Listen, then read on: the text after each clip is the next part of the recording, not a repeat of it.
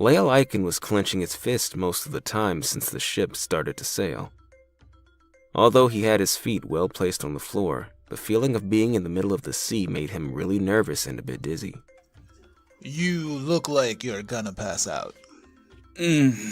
I'm not used to this. He waved his hand and smiled, trying to look like everything was fine, although his hands were shaking and his smile was just a grimace. Julian covered his mouth with his hand, trying not to laugh. I can see that. Aiken shook his head and sighed, looking away so Julian wouldn't see him smiling too. Gore cleared his throat and continued with a more serious tone. I almost forgot to comment with you, but have you heard the conversation between Carver and Harvey earlier about Thomas Browdy? Lael narrowed his eyes and shook his head. I haven't. I think I was out. Thomas Browdy, the man who started a shooting in a high school, who got imprisoned a month ago, right? Exactly. Apparently he was killed yesterday too. Really? Was it part of the same group that murdered the other 8 prisoners? Lael tilted his head. Yes. And apparently a prisoner that wasn't taking the right doses of his medication was the one that started it. Julian looked around for any sign that there was someone listening to them. What do you mean? Have you heard about the phenomenon called folie à deux? Yes. It's what happens when we have someone with psychotic or delusional symptoms influencing another person to, by frequent association, develop the same symptoms. Exactly. It seems that this was the case. Lael frowned. That happened with, if I'm remembering correctly, the 5 other prisoners too, right? Something doesn't click. He had a wary expression on his face. That's what they say. During a psychotic outbreak, they got their hands on razors and scissors that no one knew where they got them from. And they murdered those guys, and apparently Thomas too. It was only possible to know that it was him now because overall the bodies were so wounded up and tore apart that they had a hard time figuring out who they were. What about those prisoners? Has someone already interviewed them? Lael asked. His team wasn't in charge of those interviews. It was passed to Harvey's team, so he didn't have much chance to ask the developments on the case. Yes, John did. Gore pressed his fingers against his chin and massaged it. What I've heard this, the prisoners are disbelieved and deny everything. Well, of course they wouldn't confess, right? He shrugged. Nonetheless, they will probably be charged with a couple more years in prison. They're lucky there isn't a death penalty here because I believe that they'd get executed after this. Ha! That or much worse. He muttered while rubbing his sweaty hands. Hey, don't you think there's something weird about our trip to this island? Yes. I find the lack of details and congruency on this mission quite weird. It's almost like... He let the words hover in the air as he noticed Carver staring at them. He gulped and looked away. Like they're omitting information? Gore completed with his hand on his mouth, pretending to be yawning. Exactly. But what are they really leaving out? Lael looked around the ship, trying to focus on anything but the trip, and noticed that there was a restricted area that he hadn't paid much attention before.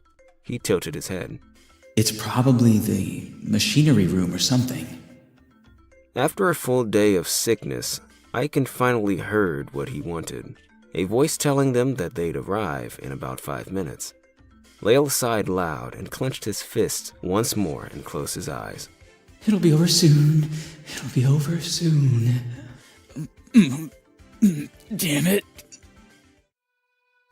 You're so weak, Lael. Martha laughed at Lael, who was throwing up in the sea. You're even paler than the sand. Damon and Julian were also around him, trying to make him feel better. As soon as they debarked and were given authorization that they could leave the ship, Lael Aiken hurried out of the ship while leaning forward and throwing up next to the sea. What happened, Aiken? Never thought you were going to get sick.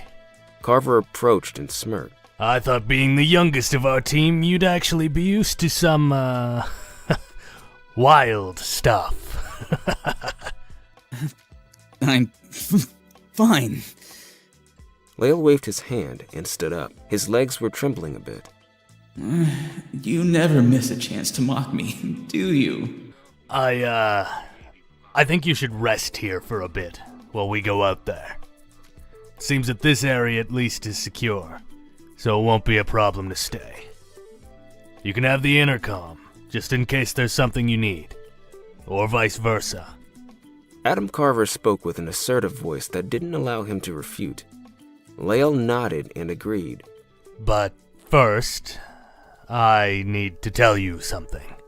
He added and pointed his chin next to the entrance of the ship. The four colleagues exchanged glances before walking with Carver towards the entrance. He faced them and cleared his throat before speaking. We omitted to you part of the mission's aim. He began, watching their expressions closely. Lael frowned like his teammates, although he already had suspected that. What do you mean? Martha asked, folding her arms. She wasn't really surprised either, but looked confused. Carver sighed and began to walk. It was clear that he was trying to measure his words. The real reason we came here today is because we're going to drop off some luggage. As soon as he said that, some soldiers brought prisoners from inside the ship they were in.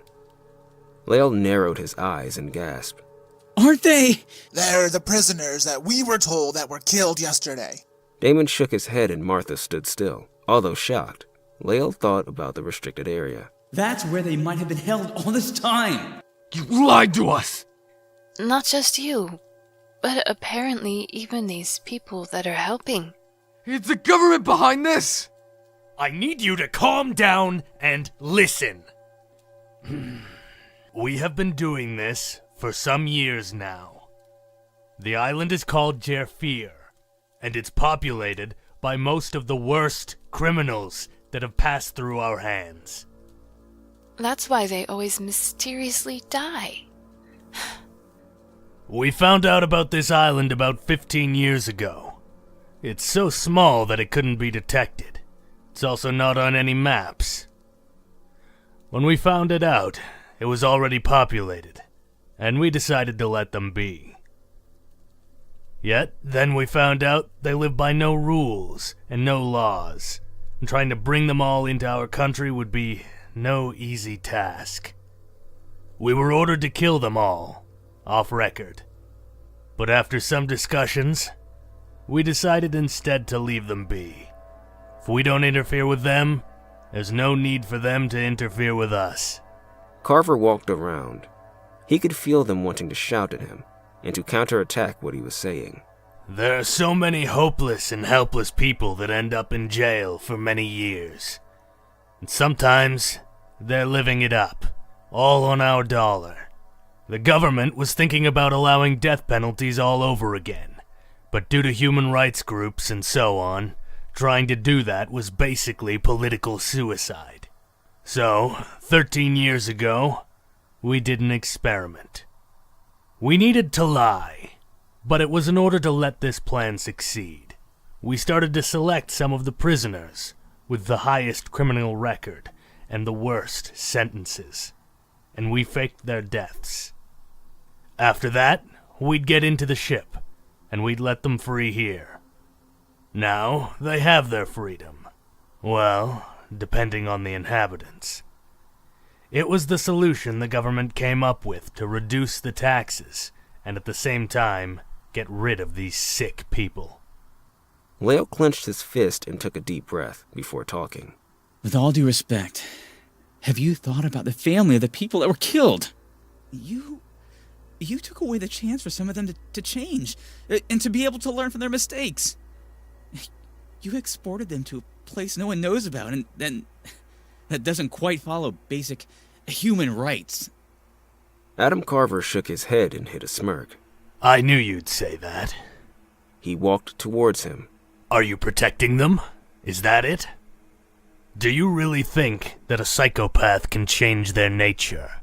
Carver put his hands up and arched his eyebrows, waiting for his response.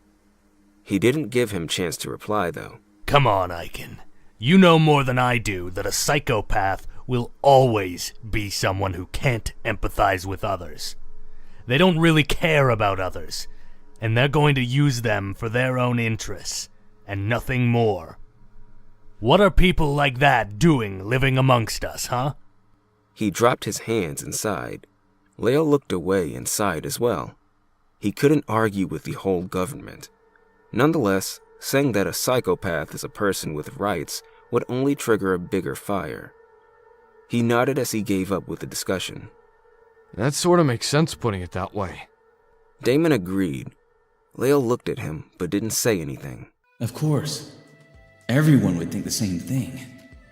No one likes to think that criminals live amongst us and might leave jail to hurt and deceive others. Thinking about it practically, it's the best option. Fool everyone by faking their deaths and get rid of them. As we live in a reality that doesn't allow death sentences for the so-called helpless people. Why did you tell us anyway? Couldn't you continue to do what you were doing without us knowing? This was the government's decision. They want to keep doing this, so they believe that deceiving members of the justice is not ethically correct. Yeah, let's bring up ethics now. We were asked to tell our most trustworthy detectives for now. Carver gulped and looked at them. In front of them were 4 different people that he could risk his life for. Although he couldn't say it was mutual at that moment. And let me guess. You just told us now, because if we think about going against the government, you might as well leave us here. Martha continued.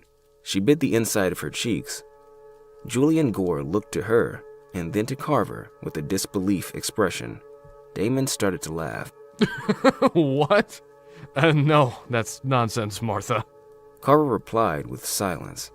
Lael glanced towards the soldiers that were holding tight their M16. He knew for certainty that if he or his teammates even thought about representing a threat to their dirty secret, they wouldn't care about shooting down other law protectors. Damon gulped as he understood the situation they were in. They kept in silence for some seconds before Carver broke it. I assume no one's in opposition then. Can we trust you all enough to carry on with our mission? Damon, Lael, Julian, and Martha nodded with agreement. Good. Then prepare the drop, and then we'll turn back. But weren't we gonna go explore the island? The only thing we're going to explore is whether or not you have a brain. Me, my money's on not. Carver began to give instructions to the soldiers to drop the prisoners further into the island. He looked at them again. Do you want to come, or not? They nodded and followed them. Lael Aiken was feeling a bit dizzy, but ignored the symptoms and followed them towards a forest. They had landed in what resembled a paradise beach with no human activity around. In the opposite direction of the sea was a forest that seemed to be quite dense. The weather was really warm once there was no wind and barely any clouds. They walked silently towards the forest, and soon they got into it. Lael was wondering why they couldn't just leave the prisoners in the beach. Were they supposed to have a central point where they dropped the prisoners? Or was just a precaution? Lael was holding onto his Beretta M9, which was inside his bulletproof jacket. He felt safer that way. He looked to his teammates. Julian had a tired expression, but didn't look afraid. Damon, on the other hand, was sweating so much he could see some sweat drops sliding down his face. He could also see his hands trembling a bit. Martha had her typical calm expression, although it was clear she was upset. Like Lael, she didn't approve of what they were doing. Inside the forest, they could hear many birds singing and could see many insects all around. The trees were high, but not too high, which would make them dodge some lower branches now and then. The floor was covered with leaves, mud, rocks, and broken branches. Lael couldn't believe that humans were living around there.